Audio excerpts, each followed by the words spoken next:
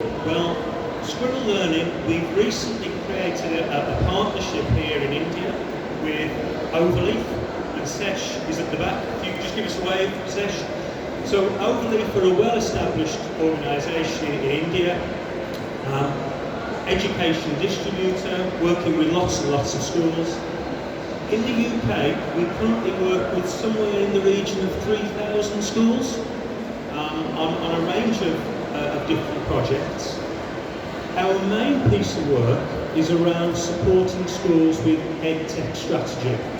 So this idea that schools have probably invested in lots of equipment, but probably aren't getting the maximum outcome from that equipment.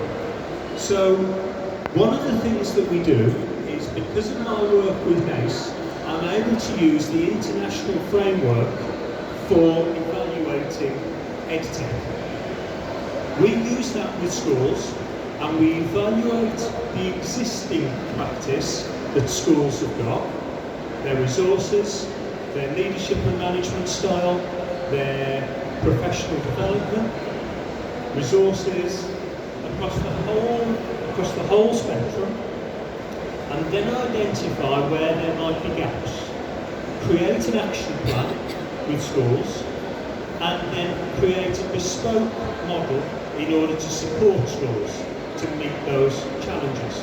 Now, one of the things that we find is that professional development is often the barrier. Schools have lots of equipment, they've probably bought lots of software, applications, platforms, but are they using them appropriately, and are the teachers sufficiently confident and skilled in order to do that? That can be the barrier. So what we often do is we work with the school, we'll identify where their professional development needs are, and then create a bespoke plan to work with them. This is really important, because without that professional development, without those opportunities to identify where teachers need support, young people will never become creative users of technology. It will always become just a thing, an interactive whiteboard, a laptop, an iPad. What we're trying to do, I think, and I think the reason why we're all here is because we want better outcomes for our students. Those better outcomes are going to invariably come from those young people's access and confidence of using technology. We live in a global society, that's why we're all here. We've travelled in order to be here. We're expecting our students, when they leave school, to also become global citizens. Now, if we're not creating the opportunities for them to find ways in which technology is used for good, and in a sophisticated way, then invariably there will always be that disconnect. So, key piece of work for us is supporting schools with their strategy. Now, that was perfect until schools were locked down.